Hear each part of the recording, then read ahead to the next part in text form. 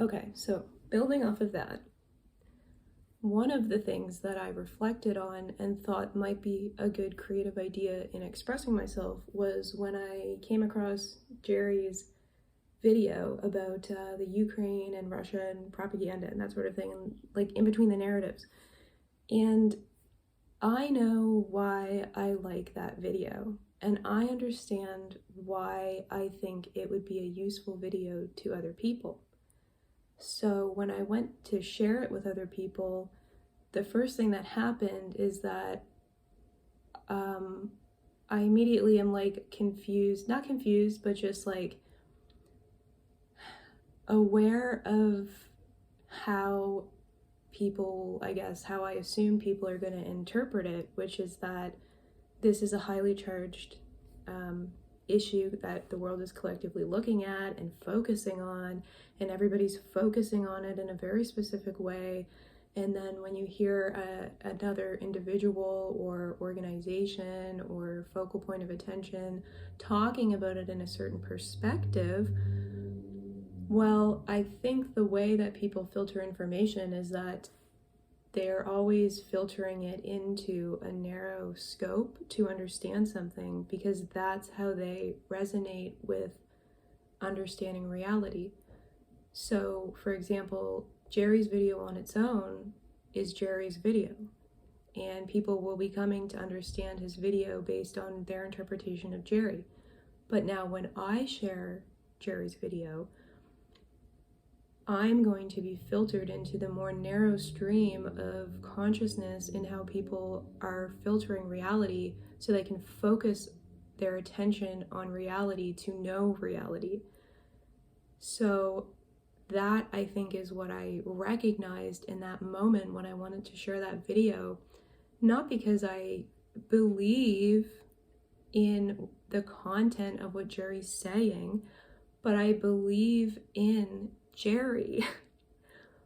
The way that I understand reality and come to know useful knowledge and wisdom about reality is through how I feel when I come in contact with something.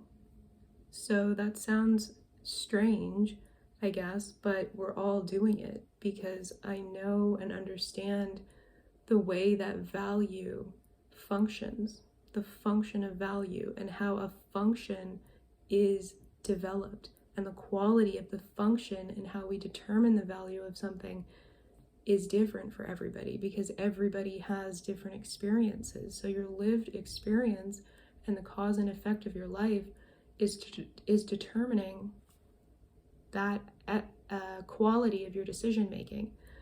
So your values are predicated on your life experience, and then you pair it with whatever way your mind functions, which is ironically conditioned in the same way. So you have this sort of feedback loop where these two systems are trying to understand reality. So back to me sharing this video of Jerry, I kept backspacing on what I was writing about it because I was, feeling this feeling where I was like, I don't want people to think that, I want them to listen to this and to believe it, because that's not the point of the video, because that's not the way to understand reality, and that is not a pragmatic way for people to understand reality, especially when it comes to something as complex and encompassing as the idea of a war across the world involving nations and the history of humankind and all of these different variables that are being filtered into this situation.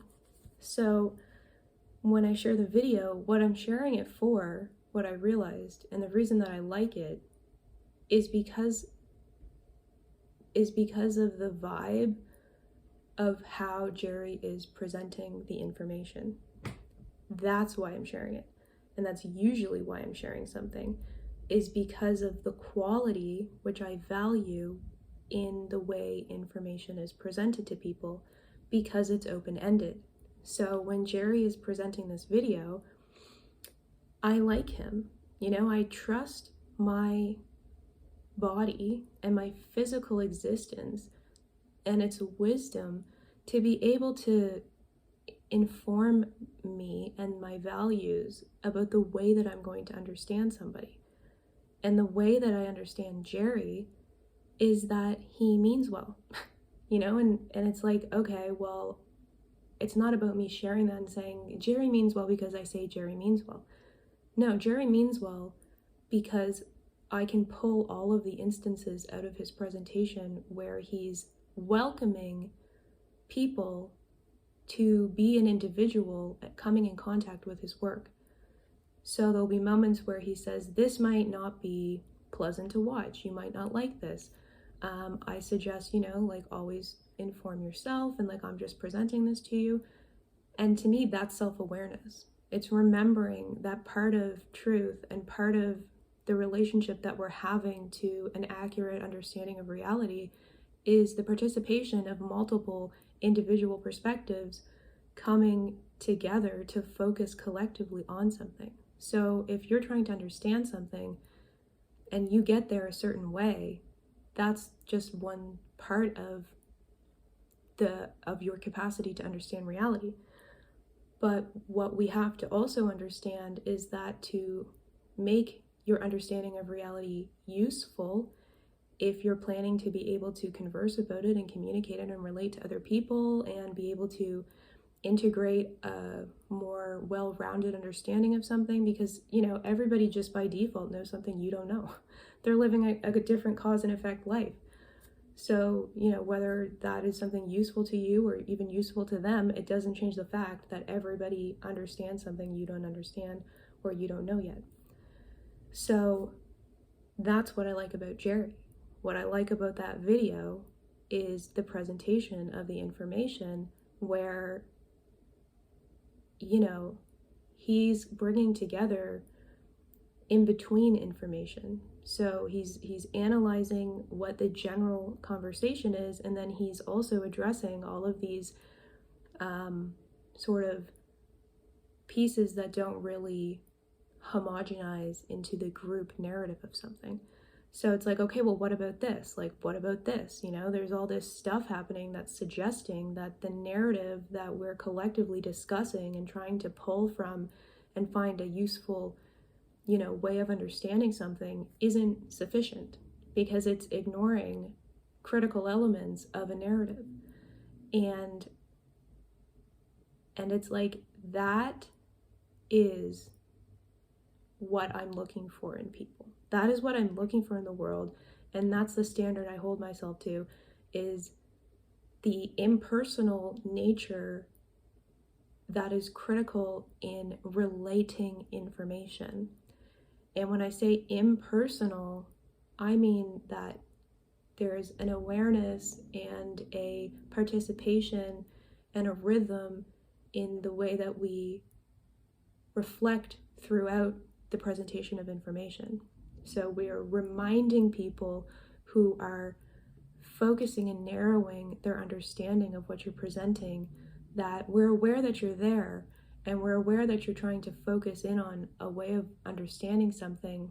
And it's almost like you're not even necessarily talking to their conscious attention, because it took me reflecting and spending a bit of time to really be able to articulate and understand what I was even trying to understand. So I pulled from an unconscious vibe, that I didn't have language and mental structures to communicate to my, logical brain.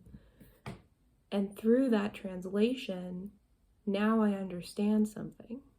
So that is the same loop that presenting information to people that are not yourself, it's the same pattern. So the pattern is you're speaking to their unconscious need to see that you're self-aware.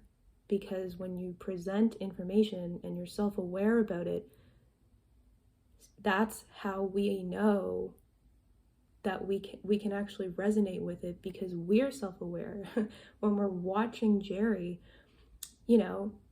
yes, my mental mind might mesh with him because of ideas and concepts and abstract. I can dissociate through ideology and that sort of thing. But there's always a part of us, that's our physical body and the way that we function, which understands it's separate from this other that we're trying to relate to. So when you're self-aware, you're speaking to that. You're speaking to this intrinsic value that we as people intuitively need to feel a part, to feel like we belong in whatever relationship we're experiencing. And that sense of belonging happens when the other person is aware that you're not them, because then the space is created for your body to actually relax, and its requirement was sort of met that it can just be. So your body can be, and now your mind is a little bit more free to actually hear and explore this realm of ideas and logic. And you're no longer fighting this unaddressed element that means you can't even value what the person is saying to you, because that critical element hasn't been met. So I guess it's that critical element that is what I am sort of recognizing in things and playing with myself mentally, and being able to translate. Because to me, that's a piece of objectivity, right? Is this self-awareness, not in the sense of I'm self-aware because I'm dissociated from the information that I'm telling you, and I'm going to convey it in numbers and logic and statistics to prove to you its value. It's not about proving anything. It's about being aware. It's about being aware that you are alive and other life is coming into contact with you, and everybody has a purpose. They're all absorbing information with a specific focus that is aligned with their purpose, and that is what I pick up in people, and where I feel like I belong is talking to people who are self-aware, where my body can relax through the way that they're presenting information to me. And of course, that's predicated off of like a very, limited contact with somebody, and it might be different in a different situation, and people are fluid. Of course, nobody's perfect. Nobody can constantly be self-aware. We also live in the moment, but the psychological distance between you and your level of self-awareness within an instantaneous moment can be reduced. So if you get good at being self-aware and understanding that your lived experience and cause and effect in the way that you value things, and that part of your decision making and creative expression is intangible to the audience or whomever is receiving or paying attention to you, that's inaccessible.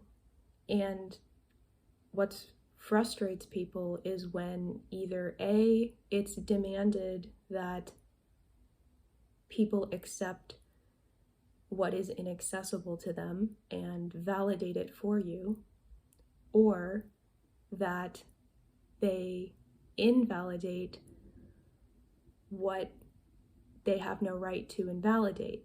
And all of these things come out of dysfunctional relationship, because everything at the end of the day is a relationship. And that is the way to sort of develop a relationship with yourself, is to stimulate yourself in different ways and notice the automatic relationship you have, or the non-relationship you have, or and if there's a relationship where you're like, oh, this is how I feel about this, but there's a part of this relationship where I'm like, I wish I felt a different way.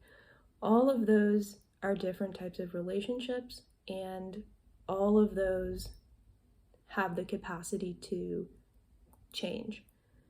And I think what we're afraid of with change is that when we want to change something, we think of a binary or a duality, but that is just perception. That's just a mental way of understanding something, because your body grows. Your body understands that the gap between this mental binary is growth, and it's the in-between that is where you learn everything. It's the in-between where it's like when you grinded it out going to the gym every day, there was no change.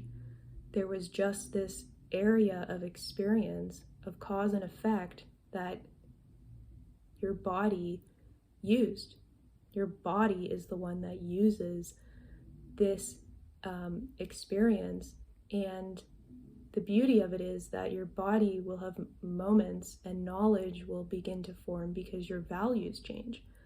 So your body changes your values, and the way to actually participate and understand your values so that you understand why you are making the decisions you have, and why you understand reality the way you have, and why you have limitations and are good at different things and that sort of thing, is to develop a quality relationship to those